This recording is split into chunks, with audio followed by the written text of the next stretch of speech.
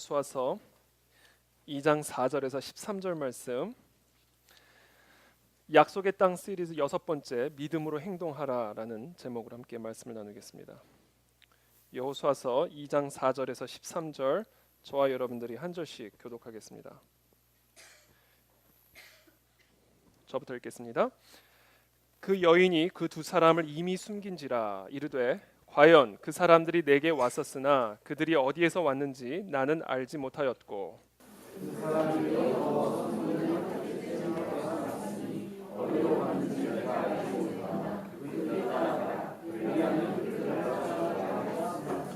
그가 이미 그들을 이끌고 지붕에 올라가서 그 지붕에 벌려놓은 3대에 숨겼더라. 그 사람들은 요단 나무터까지 그들을 쫓아가고 그들을 뒤쫓는 자들이 나가자 곧 성문을 닫았더라.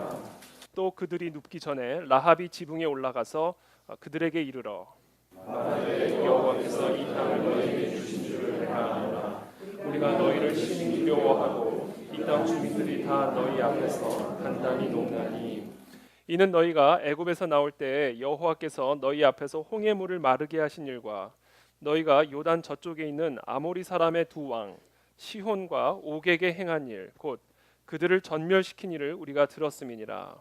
우리가 듣자 곧 마음이 놀라고 너희로 말미암아 사람이 정신을 잃었나니 너희의 하나님 여호와는 위로는 하늘에서도 아래로는 땅에서도 하나님이시니라.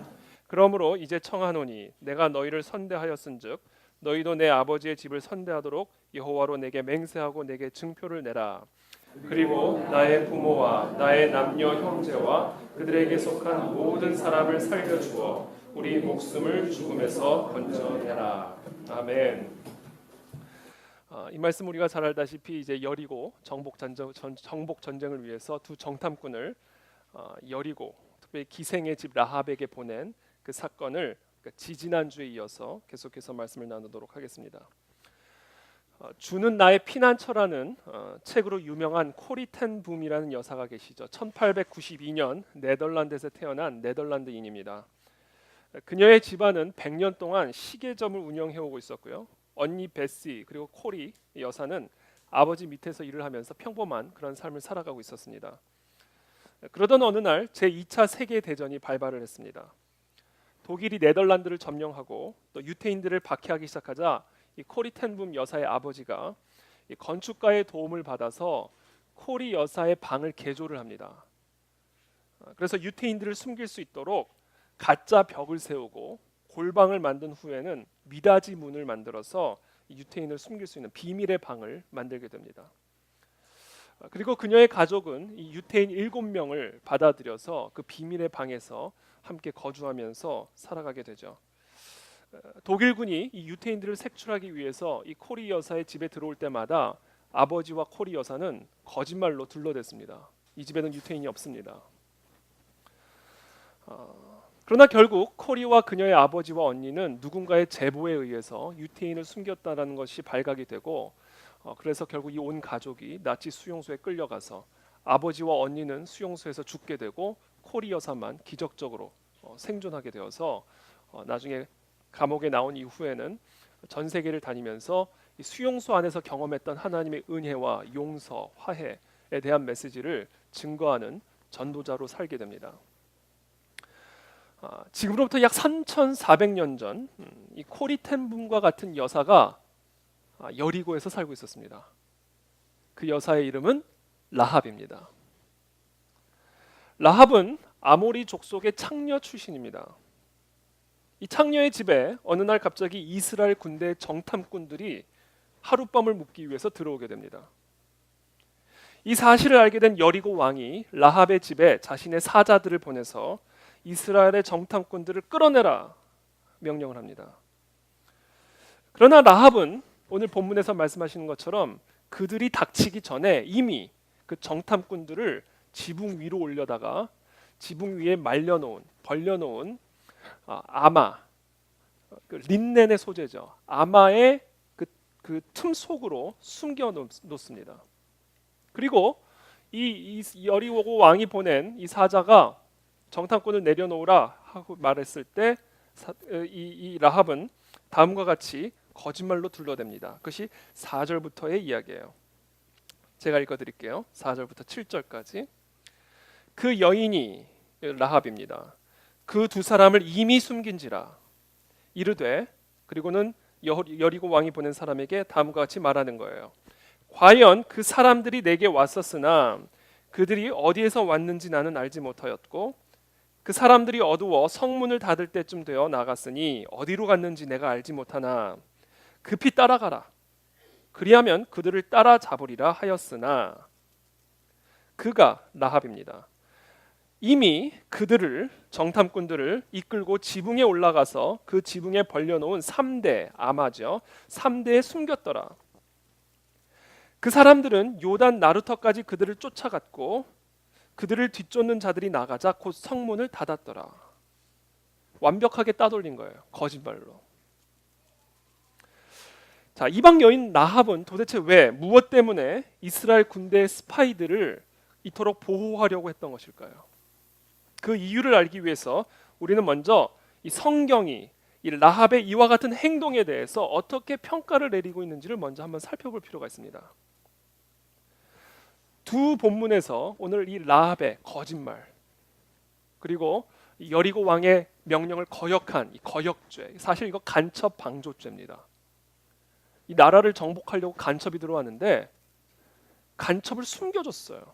그래서 이 간첩의 정탐 활동을 도와줬습니다. 우리나라에도 간첩죄가 있죠. 간첩 방조죄도 있습니다. 이 간첩과 간첩을 방조한 자는요, 똑같은 처벌을 받게 돼 있어요. 사형에 처할 수 있는 중범죄죠. 왜 이와 같은 범죄 행위, 그렇죠? 왜 이와 같은 거짓말을 했을까? 그렇게 하면서까지 왜 정탐꾼들을 보호하려 했을까?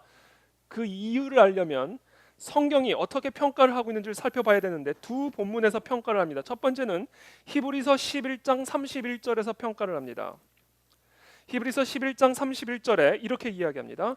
믿음으로 기생 라합은 정탐꾼을 평안히 영접하였으므로 순종하지 아니한 자와 함께 멸망하지 아니하였도다. 자, 여러분, 이 히브리서 11장에서 이와 같은 말씀을 하는 배경이 있는데, 이 라합은 한 예화로 지금 설명하고 있는 거예요. 히브리 기자가 어떤 예화로 라합을 예화로 들고 있냐면, 다음과 같은 메시지를 전달하기 위해서 라합에 대한 이야기를 합니다. 믿음이 없이는 하나님을 기쁘시게 하지 못하나니 하나님께 나아가는 자는 반드시 그가 계신 것과 또한 그가 자기를 찾는 자들에게 상 주시는 이심을 믿어야 할지니라. 근데 그랬던 사람이 있는데 그 사람이 바로 기생 라합이다라는 이야기예요. 한마디로 지금 라합이 한 이와 같은 행위는 하나님을 기쁘시게 하는 믿음의 행위였고 하나님의 상을 부르는 믿음의 행위였다라고 평가를 하고 있는 겁니다. 또 다른 본문 야고보서 2장 26절입니다. 야고보서 2장 26절에 이렇게 평가를 하고 있습니다. 기생 라합이 사자들을 접대하여 다른 길로 나가게 할 때에 거짓말로 행함으로 의롭다 하심을 받은 것이 아니냐. 자, 지금 이 라합의 거짓말을 행함으로 의롭다함을 받은 행위로 표현을 하고 있는 거예요. 그러면서 이렇게 이야기합니다. 야고보서의 저자가 영혼 없는 몸이 죽은 것 같이 행함이 없는 믿음은 죽은 것이니라. 자, 여러분, 믿음이 없는 거는 그러니까 믿음만 가지고서는 안 됩니다. 행함이 없는 믿음은 죽은 믿음이나 마찬가지입니다라는 이 메시지를 전달하기 위해서 사용한 예화가 라합의 믿음이었다. 그러므로 성경은 오늘 이 라합의 거짓말과 같은 이 행위를 믿음의 행위로 평가하고 있는 것을 우리가 알 수가 있습니다. 그렇다면 이제 우리의 질문은 다음과 같은 거예요. 첫 번째 질문, 어떻게 이 라합의 범죄 행위가, 거짓말이 의로운 믿음의 행동이 될 수 있었을까? 이것이 오늘 설교를 통해서 제가 전달하고자 하는 첫 번째 질문입니다. 어떻게 이와 같은 라합의 거짓말이 칭찬받는 의로운 믿음의 행동이 될 수 있었을까? 우리가 살아가고 있는 이 여리고는요, 진리를 거짓이라고 여기고 있고요, 거짓을 진리라고 주장하는 곳입니다.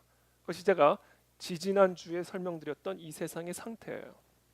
음란을 사랑으로 둔갑시키고 있고, 불의를 의로움으로 둔갑시키고 있고, 거짓을 진리로 주장하는 곳, 그곳이 우리가 이 시간 이 시대에 살아가고 있는 여리고의 상태입니다. 하나님을 사탄이라고 정죄를 하고 있고요, 사탄을 하나님처럼 숭배하는 곳입니다.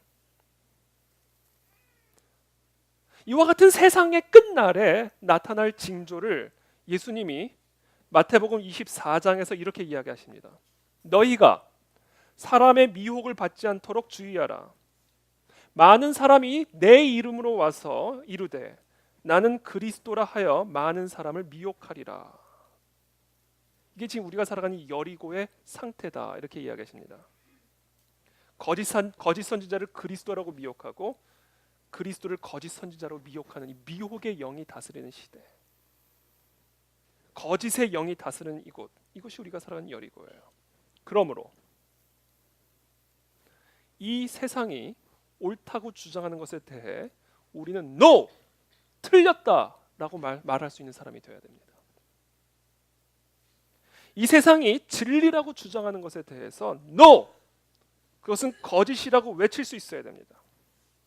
하나님과 하나님의 진리를 떠나버린 이 여리고 속에서 우리는 그들이 거짓이라고 주장하는 진리를 가르치고 지켜 행하도록 하는 일에 라합과 같이 목숨을 거는 거짓말쟁이가 되어야만 합니다. 진리를 거짓말로 여기는 이 세상 속에서 진리를 위해, 진리를 따라 살아가는 저와 여러분들은 하나님을 위한 거짓말쟁이가 될 수밖에 없는 거예요. 이방 여인 라합의 이 거짓말이 하나님을 기쁘게 할 수 있었던 이유, 하나님을 믿었을 뿐 아니라 그 하나님을 믿는 믿음대로 행했기 때문이에요. 이 같은 행위를 여리고와 여리고 왕은 거짓이라고 말할지 모르지만, 여리고 왕에 대한 반역이라고 주장할지 모르지만, 이 행위는 인류 역사상 가장 위대한 믿음의 행위 중에 하나였습니다. 저는 그와 같은 하나님을 위한 거짓말쟁이들이 다 되기를 축복합니다. 사도 요한은 요한 1서에서 다음과 같이 이야기합니다. 우리가 그의 계명을 지키면, 그의 진리를 지키면 이로써 우리가 그를 아는 줄로 알 것이요, 그를 아노라 하고 그의 계명을 지키지 아니하는 자는 거짓말쟁이요, 이렇게 얘기합니다. 자, 계명을 믿는다고 하면서 계명을 지키지 않는 자, 진리를 믿는다고 하면서 진리를 지키지 않는 자는 그 사람이 거짓말쟁이라는 거예요. 그러면서 이렇게 얘기합니다. 진리가 그 속에 있지 아니하되 누구든지 그의 말씀을 지키는 자는 하나님의 사랑이 참으로 그 속에서 온전하게 되었나니 이로써 우리가 그의 안에 있는 줄을 아노라. 그러면서 이렇게 결론을 내립니다. 그의 안에 산다고 하는 자는 그가 행하시는 대로 자기도 행할지니라. 그렇지 않으면 거짓말쟁이라는 거예요, 그 사람이. 저와 여러분들이 스스로를 그리스도인이라고 주장한다면 그리스도가 행하는 대로 행하십시오. 그 안에 있는 진리대로 행하십시오. 때로는 손해를 볼지도 몰라요. 오해를 사고 비난을 받을지도 모릅니다. 그러나 흔들리지 마십시오. 여러분이 믿는 그 진리 가운데 버텨내시고 견뎌내십시오. 세상은 당신을, 저와 여러분들을 거짓말장이라고 낙인 찍을지 몰라요. 그러나 그것이 바로 믿음이다. 그리스도 안에서 산다고 말하면서 그리스도의 진리대로 행하지 않고 이 세상을 따라가는 자야말로 진짜 거짓말쟁이다. 바로 이와 같은 이유 때문에 라합의 그와 같은 행동은 인류 역사상 가장 위대한 의로운 믿음의 행동 중에 하나였다. 저는 그와 같은 우리 그 안의 진리 성도들이 다 되기를 축복합니다. 그렇다면 두 번째 질문이에요. 그렇다면 라합의 이와 같은 믿음, 이와 같은 의로운 믿음의 행동은 도대체 어디에서부터 온 것일까?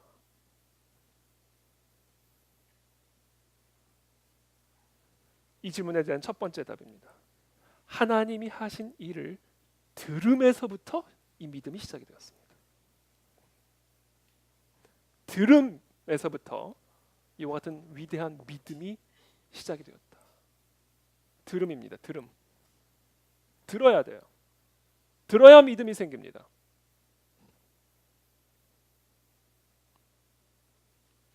팔 절부터 제가 읽어드리겠습니다. 그들이 눕기 전에, 여기서 그들은 이제 정탐꾼들이죠. 그들이 눕기 전에 라합이 지붕에 올라가서 그들에게 이르러 말하되, 내가 왜 이렇게 거짓말까지 하면서 이들을 숨겼는지에 대한 이유를 정탐꾼들에게 이제 설명을 해주는 거예요. 9절의 말씀입니다.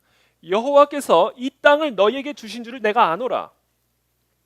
우리가 너희를 심히 두려워하고 이 땅 주민들이 다 너희 앞에서 간담이 녹나니, 이는 너희가 애굽에서 나올 때에 여호와께서 너희 앞에서 홍해물을 마르게 하신 일과 너희가 요단 저쪽에 있는 아모리 사람의 두 왕 시혼과 옥에게 행한 일, 곧 그들을 전멸시킨 일을 우리가 뭐 했다?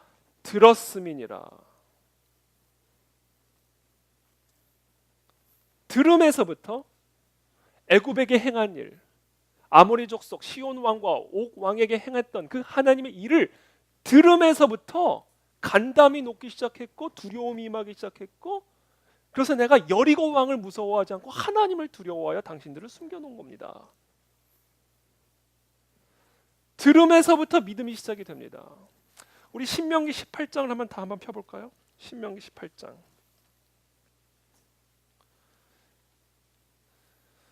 신명기 18장 15절 말씀입니다. 신명기 18장 15절. 모세가 이스라엘 백성들에게 하시는 말씀이에요. 내 하나님, 신명기 18장 15절입니다. 내 하나님 여호와께서 너희 가운데 내 형제 중에서 너를 위하여 나와 같은 선지자 하나를 일으키시리니 너희는 그의 뭐를 들어라? 말을 들을지니라. 17절에 여호와께서 내게 이르시되 그들의 말이 옳도다. 내가 그들의 형제 중에서 너와 같은 선지자 하나를 그들을 위하여 일으키고 내 말을 그 입에 두리니 내가 그에게 명령하는 것을 그가 무리에게 다 말하리라. 누구든지 내 이름으로 전하는 내 말을 듣지 아니하는 자는 어떻게 된다? 내게 벌을 받을 것이요. 이 듣는 것에 우리의 생명이 달린 거예요. 이 들음에.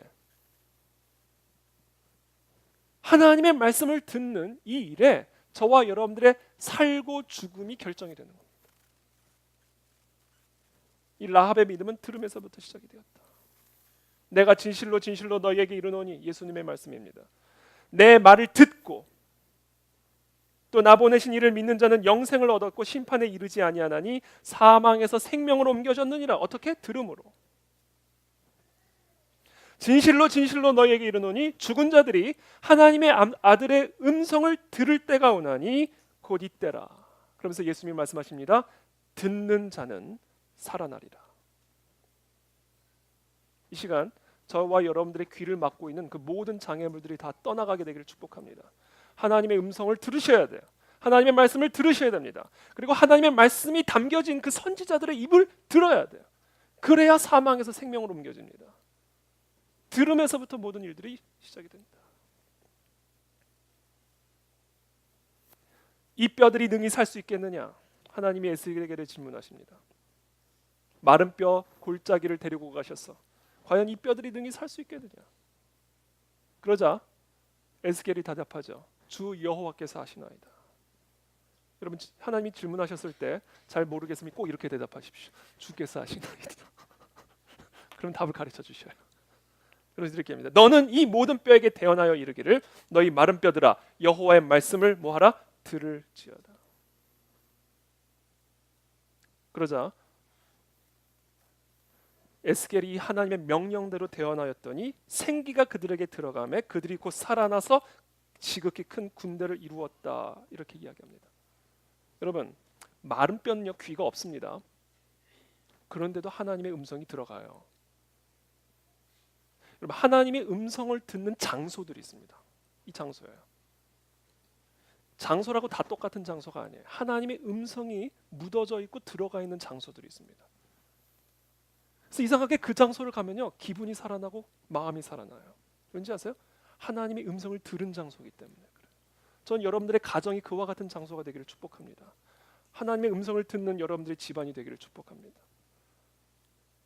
이 의자들도 마찬가지. 지금 빈 의자가 몇 개 있죠. 이 의자도 하나님의 음성을 지금 듣고 있어요. 그래서 이 장소, 이 자리에 하나님의 음성만 임하게 되면요, 그 장소와 그 공동체는 살아나게 돼 있어요. 마른 뼈가 군대가 되잖아요. 딴 게 문제가, 하나님의 말씀이 우리 가운데 있냐? 여기에 우리의 살고 죽는 문제가 결정돼요. 그와 같은 역사가 우리 가정과 우리 교회와 이 나라 민족 가운데 있게 되기를 축복합니다. 제가 우리 새벽 기도회 마치고 항상 우리가 아침 식사를 같이 하는데, 아침 식사를 하는데 우리 몇 분이 이 건강을 이제 많이 조심한단 말이에요. 그러니까 쌀밥에 대한 지극히 경계심을 가지시고 쌀밥을 잘 안 드세요. 근데 저는 그 전까지요, 쌀밥을 너무 좋아했거든요. 이 하얀 백미를 보면 기분이 제 마음도 깨끗해지는 것 같고. 근데 그 식사를 하는데 이거는 설탕과 같다, 당 수치가 올라간다, 이제 이런 말씀을 제가 듣게 된 거예요. 이 들음이 문제. 이 듣자마자 그때부터는 이 쌀밥이 내 건강의 적으로 보이는 거예요. 안 먹게 되는 거예요. 물론 그래도 여전히 먹긴 하지만 경계를 하게 되는 거죠. 들음이요, 생각을 만들어냅니다. 그리고 생각이 현실을 만들어내요. 그래서 여러분 이 시간 점검하시죠. 나는 지금 무엇을 듣고 있습니까? 무엇을 듣는 일에 나는 지금 집중을 하고 있습니까? 여러분들이 매일 듣고 사는 그것이 여러분들을 만들어갑니다. 하나님의 말씀에 귀를 기울이게 되기를 축복합니다. 라합의 이 같은 믿음은 어디서부터 시작이 된 것인가? 첫 번째, 들음에서부터 시작이 됐어요. 두 번째, 하나님이 하신 일을 본 적이 없어요. 그냥 들었어요. 들었더니 하나님이 어떤 분인지를 알게 되었어요. 이게 두 번째입니다. 하나님이 애굽에게 하신 일, 시온 왕과 옥 왕에게 행하신 그 일을 듣고 하나님이 어떤 분인지를 알게 된 거예요. 어떤 분이에요? 하나님은 심판하는 분이다. 불법을 행하고 하나님의 진리를 떠나고 패역하고 음란한 세대를, 나라를, 사람들을 심판하시는 분이다. 진노하여 심판하시는 분이라는 사실을 깨닫게 된 거예요.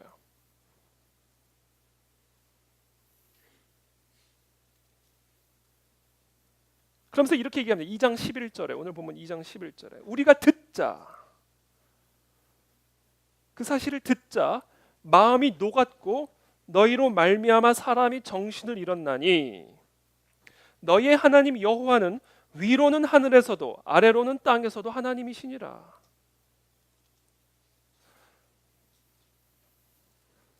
하나님이 애굽과 시온 왕과 옥 왕에게 행하신 그 일을 듣고 하나님은 하늘과 땅의 주인이시요, 그 주권자 되신 하나님이 하나님을 거역하고 패역한 자들을 심판하시는 분이라는 사실을 깨닫게 된 거예요. 그래서 간담이 녹았고 마음이 녹아져 버렸다, 이렇게 이야기하고 있는 겁니다. 그래서 여러분 지금 이 라합의 패턴을 한번 보십시오. 라합이 이와 같은 믿음의 행동을 할 수 있었던 가장 핵심적인 이유, 하나님이 하신 일을 들었고 그 일을 듣자 하나님이 어떤 분인지를 깨닫게 되었고 그분은 심판하시는 하나님이에요. 죄를 심판하시고 불법을 심판하시고 패역을 심판하시는 분이다. 그러므로 세 번째, 이제 내가 어떻게 무엇을 해야 할지를 깨닫게 된 겁니다. 왜? 하나님은 심판하시는 분이니까. 더러움을 심판하시는 분이요, 불결함을 심판하시는 분이요, 거역과 불순종과 패역함을 심판하시는 그와 같은 주권자 하나님이심을 내가 알았으니까 이제 내가 뭐를 해야 될지를 알게 된 거예요.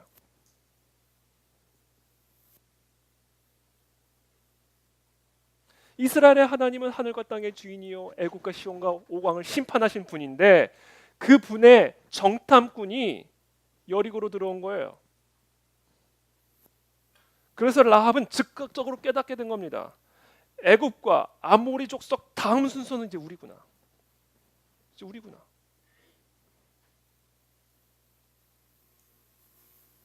하나님의 진노와 심판이 라합이 살아가던 이 여리고 땅과 가나안 땅에 임박했음을 직감한 겁니다. 직감한 거예요. 그렇다면요, 이들이 살아가던 이 여리고 땅과 가나안 땅에 하나님의 심판이 임박했음을 직감했다면 이제 여리고의 미련을 가질 이유는 없는 겁니다. 이제는 다 끝난 거예요. 왜냐하면 여리고는 이제 곧 하나님의 심판과 진멸을 당하게 될 것이기 때문에 그래요. 그래서 라합의 관심사는 이제 딱 하나가 됐어요. 뭐예요? 구원입니다. 구원. 여리고에서 무엇을 먹고 무엇을 마실까, 무엇을 입을까에 대한 것은 이제 더 이상 아무런 의미가 없게 된 거예요. 왜? 이제 여리고는 다 불타 없어져 버릴 것이거든요. 그래서 이 라합의 입장에서는 하나님의 임박한 진노와 심판으로부터 구원을 받는 일보다 더 시급하고 중요한 일은 없게 돼 버린 거예요. 그래서 라합은 자신이 숨겨진 이 정탐꾼들에게 내가 당신들의 생명을 보존해 줬으니까 하나님의 심판이 우리 가운데 임할 때 당신들은 우리의 가족과 나를 구원해달라 요청하는 겁니다. 그게 12절에서부터 13절까지의 이야기예요. 한번 다 같이 읽어보겠습니다. 2장 12절에서 13절 말씀 시작.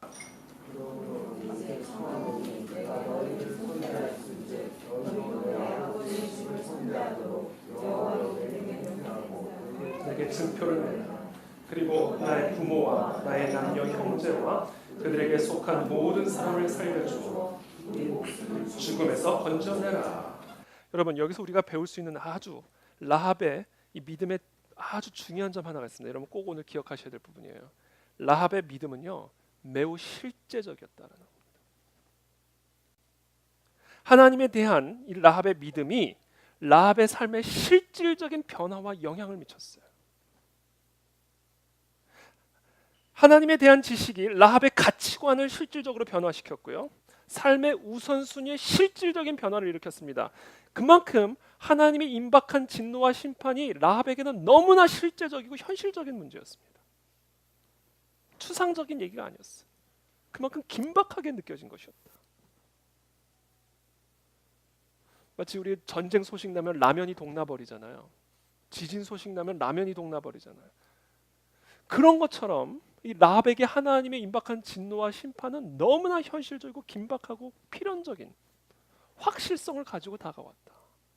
그래서 저는 이 시간 질문하고 싶은 거예요. 하나님이 이 시간 우리들에게 질문하는 거예요. 그만큼 내가 예언한 나의 심판과 진노가 너희들에게도 그만큼 실질적으로 느껴지느냐. 그만큼 긴급성과 필연성을 가지고 오늘 하루를 이 여리고에서 살아가고 있느냐.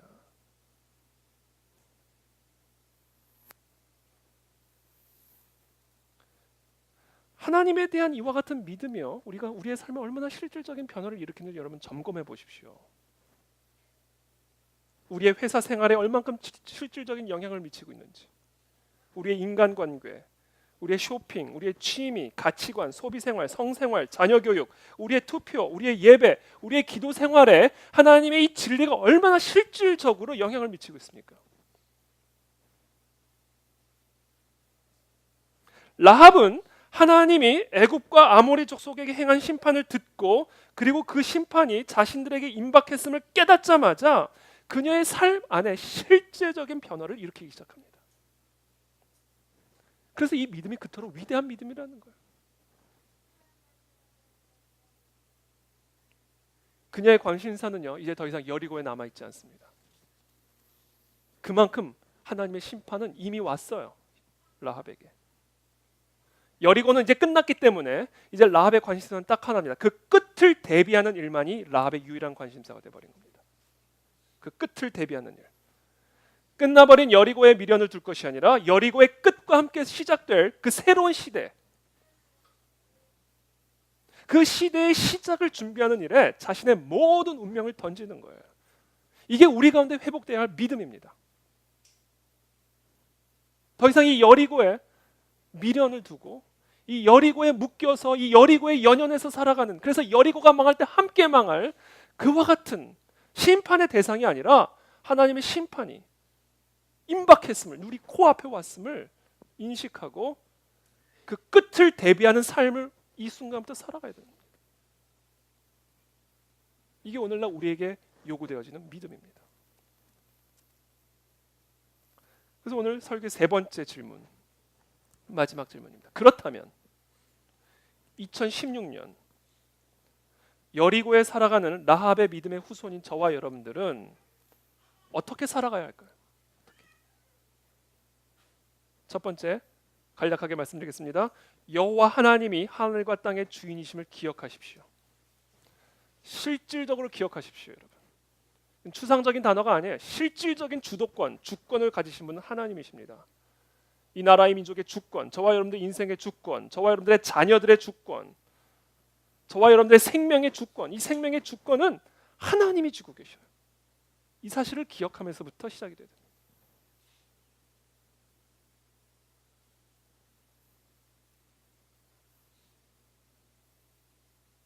여호와 우리 주여, 주의 이름이 온 땅에 어찌 그리 아름다운지요. 주여, 주인이라는 거예요. 땅과 거기에 충만한 것과 세계와 그 가운데 사는 자들은 다 여호와의 것이로다. 여호와가 주인이라는 거예요. 그러므로 이렇게 얘기합니다. 시편 기자가 온 땅은 여호와를 두려워하며, 왜? 온 세상이 여호와의 것이니까, 여호와의 권세 아래 있는 것이니까 그 주인에게 두려워하라는 거예요. 주인을 두려워하라. 세상의 모든 거민들을 그를 경외할지어다. 왜? 우리의 모든 권세를 하나님이 쥐고 계시니까 그분을 두려워하라, 경외하라. 여기서 우리의 믿음의 행동은 시작이 됩니다. 여러분, 우리가 두려움을 잃어버릴 때요, 지혜롭지 못한 선택과 행동을 하게 됩니다. 실수를 하게 돼요. 우리가 두려움을 잃어버릴 때. 그래서요, 우리 자녀들도 마찬가지고요, 사람 안에 두려움을 심어주는 것은 교육의 기본입니다. 교육의 기본이에요. 자녀들로 하여금 부모에 대한 두려움을 갖게 하는 것, 학생들로 하여금 교사에 대한 두려움을 갖게 하는 것, 국민으로 하여금 국가 권위에 대해 두려움을 갖게 하는 것, 성도로 하여금 하나님의 권위에 대해 두려움을 갖게 하는 것, 이 두려움을 갖고 있어야 개인과 가정과 사회가 질서 가운데 설 수가 있는 겁니다. 여기서 말하는 두려움은 강도를 만난 자의 공포감과 같은 것이 아니에요. 여기서 말하는 두려움은 권위에 대한 인정입니다. 하늘과 땅의 주인 되신 그 하나님의 권위를 인정하기 때문에 하나님을 두려워하라는 거예요. 하나님의 말씀으로 우리의 계획을 폐하시기도 하고 세우시기도 하실 수 있는 권위가 있기 때문에 그분을 두려워하라는 겁니다. 나의 인생과 생명을 주관하시는 그 하나님의 절대적인 권위, 그 권위를 인정하는 것에서부터 지혜는 시작이 됩니다. 이 두려움이 여러분들 안에, 제 안에 회복되기를 축복합니다. 이 두려움이 여리고의 현실과 만날 때 두 번째 답이 나와요. 아, 하나님의 진노와 심판이 임박했구나. 이 온 세상이 하나님의 것인데 온 세상이 하나님을 두려워하지 않게 된 거예요. 마치 자신의 것인 양, 내 마음대로 할 수 있는 것인 양, 하나님의 주인 되심을 인정하지 않는 이 세상이 이 하나님의 주인 되심이라는 이 진리와 만날 때 결론이 나오는 겁니다. 아, 이제 이 세상은 하나님의 심판을 받겠구나. 하나님의 진노가 임박했구나. 이것을 예수님께서 이렇게 표현했습니다. 나더러 주여 주여 하는 자마다, 입으로 주인님 주인님 미라고 하는 자마다 다 천국에 들어갈 것이 아니요 다만 하늘에 계신 내 아버지의 뜻대로 행하는 자라야. 진짜 하나님의 주인 되심을 인정하고 그분을 두려워하는, 그래서 그 진리 가운데로 행하는 자만이 천국으로 들어갈 것이다. 그러면서 이렇게 경고합니다. 그날에, 마지막 때입니다. 심판이 임박한 그 마지막 날에 많은 사람이 나더러 이르되 주여 주여, 주인님 주인님, 우리가 주님의 이름으로 귀신도 쫓아내고 주의 이름으로 어마어마한 권능을 행하지 않았습니까? 그때 내가 그들에게 말할 텐데 이렇게 말할 거다. 내가 너희를 도무지 알지 못한다. 불법을 행하는 자들아, 내게서 떠나가라. 그러면서 이렇게 얘기합니다. 누구든지 나의 말을 듣고 행하는 자가 그 반석을 토대 위에 세운 자와 같이 되는 것이고, 내 말을 듣고 행하지 아니하는 자는 모래 위에 집을 세운 자와 똑같이 마지막 때에 여리고와 불탈 때 함께 무너져 버릴 것이다. 저도 하나님의 심판을 경험해봐서 합니다. 여러분은 왜 안 당한 것처럼 그러고 하나님의 심판을 경험해봐서 하는데요, 설마 하다가요 어느 순간 심판 가운데 있는 나 자신을 발견하게 됩니다. 이건 진리예요. 이건 제 뼛속에 새겨진 진리입니다. 이 정도는 괜찮겠지. 설마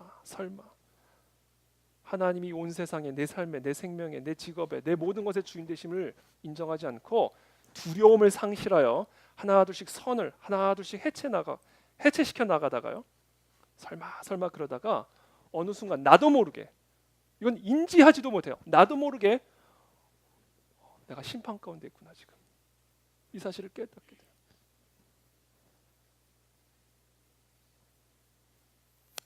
우리 가운데 지금 입으로는 주여 주여 하면서 그 주인의 권위를 인정하지 않고 주인의 뜻대로 행하지 않고 있는 분들이 있습니까? 하나님의 진노와 심판이 임박했음을 기억하십시오. 이 세상도 마찬가지예요. 하나님을 거부하고 하나님의 진리를 떠난 이 세상에 하나님의 진노와 심판이 임박했음을 기억하십시오. 라합과 같이 끝을 준비하셔야 됩니다. 저와 여러분들은. 이것이 아주 실질적으로 우리 삶에 다가와야 돼요. 땅이여 들으라. 예레미야 선지자에게 남유다가 패망하는 이유를 다음과 같이 이야기합니다. 내가 이 백성에게 재앙을 내리리니 이것이 그들의 뭐의 결과다? 생각의 결과라. 그들이 내 말을 듣지 아니하면 내 율법을 거절하였음이니라. 그 대가로 심판이 임할 거다. 저는요, 우리 그 안의 진리 교회를 위해서 우리가 지금 수요일마다 토요일마다 함께 기도하면서 제 마음 안에 기도하는 기도 제목의 첫 번째가 있습니다. 우리 가운데 이 죄에 대한 각성 운동이 일어나는 겁니다. 조그마한 죄라 할지라도 하나님의 진리를 떠난 우리의 모든 불결하고 더럽고 패역한 이 모든 죄들이 세포 하나하나 뜯겨나가듯 주님 앞에 씻음을 받는 역사들이 일어나야 됩니다. 그리고 그 죄에 대해 아주 민감한 예민성을 우리 삶 가운데 보이는 일, 여기서부터 진정한 부흥은 시작이 되는 거예요. 그래야 하나님이 이 전안에 임재하실 수가 있는 겁니다. 그래서 모든 부흥의 역사를 보면요, 조나단 에드워즈가 쓴 이 부흥 신학에 대한 책들을 보면요, 부흥의 역사가 일어날 때 제1차 영적 대각성 운동이 18세기 미국과 서구 유럽에서 일어날 때 나타난 가장 핵심적인 공통적인 특징, 성도들 간에 죄에 대한 각성이 일어난 거예요. 두 번째, 심판의 임박성을 경험하게 된 겁니다. 그래서 이것을 회개하지면 안 되겠구나, 이것을 하나님 앞에서 죄상을 받지 않으면 안 되겠구나라는 이 강박감, 이 열정이 터져나오는 거예요. 이게 모든 영적 대각성 운동, 인류의 역사를 변화시켜왔던 이 대각성 운동에 나타난 가장 공통적이고 본질적인 특징이었다. 저는 그와 같은 영적 대각성이 우리 가운데 일어나게 되기를 축복합니다. 마지막으로 세 번째, 그러므로 우리는 하나님의 심판이 임박했음을 기억하고 우리가 헌신해야 될 것, 우리의 모든 에너지와 정신을 집중해야 할 것, 하나님의 구원을 위해 헌신해야 됩니다. 하나님부터 구원받는 일에 집중해야 됩니다. 정말 여러분, 심판이 임박해 있습니다. 멸망에 가증한 것이 거룩한 것에 선 것을 보거든, 예수님의 말씀이에요. 어떻게 거룩한 곳에 멸망에 가증한 것이 서 있을 수 있습니까? 그만큼 하나님에 대한 두려움을 상실한 세상이에요. 그것을 보거든, 그 사인이 오거든, 그래서 하나님의 심판이 임박한 것이 분명히 나타나거든, 그때 유대에 있는 자들은 산으로 도망할지어다. 예수님의 말씀이에요. 지붕 위에 있는 자는 집 안에 있는 물건을 가지러 내려가지 말며 밭에 있는 자들은 겉옷을 가지러 뒤로 돌이키지 말지어다. 이제 더 이상 여리고의 것들은 어차피 다 심판과 함께 다 진멸당할 것들이에요. 그러니까 집 안에 있는 물건 신경 쓰지 말고 밭에 있는 자들은 집에 두고 온 겉옷 신경 쓰지 말라. 저도 가끔씩 이렇게 어디 이렇게 지방이나 이런 거 다니면요, 여기서 워낙 사고가 많이 나잖아요. 버스가 불에 타고 비행기가 떨어지고. 그럼 저도 모르게 가끔씩 이런 생각합니다. 비행기 타고 가다가 불시착해서 바다 위에 내리면 내가 뭐부터 건져가야 될까? 내 가방 안에 있는 이 컴퓨터를 먼저 챙겨야 될까? 버리고 갈 것인가? 미리 사전에 제 나름대로의 그 액션 플랜들을 짭니다. 저도 모르게. 워낙 그런 사고들이 많으니까. 그때 얘기하는 거예요. 겉옷 신경 쓰지 말고 컴퓨터 신경 쓰지 말고 네 몸만 나가. 그게 지금 예수님이 이 여리고 이 시대를 살아가는 우리들을 향한 예수님의 조언이에요. 경고입니다.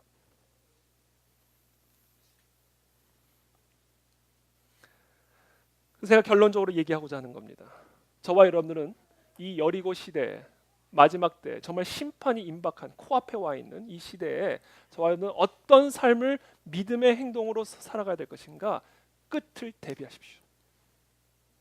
저와 여러분들의 생명이 언제 끝날지는 누구도 모릅니다.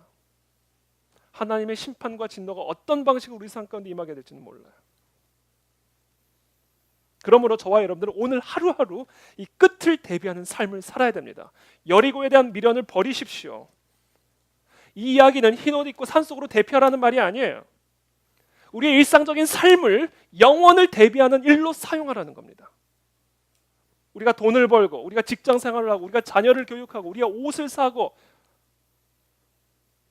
우리가 살아가는 모든 일상의 소소한 그 모든 삶들을 끝을 준비하는 그 삶, 그리고 그 끝 이후에 시작될 그 새로운 시대를 준비하는 삶으로 살아가라. 그래서 예수님이 다음과 같이 얘기하시는 거예요. 너희를 위하여 보물을 땅에 쌓아두지 말라.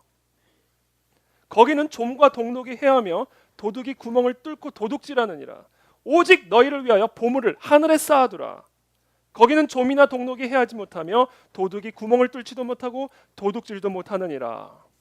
내 안에 있는 모든 것을 가지고, 내 안에 있는 모든 생명을 가지고, 에너지를 가지고, 자원을 가지고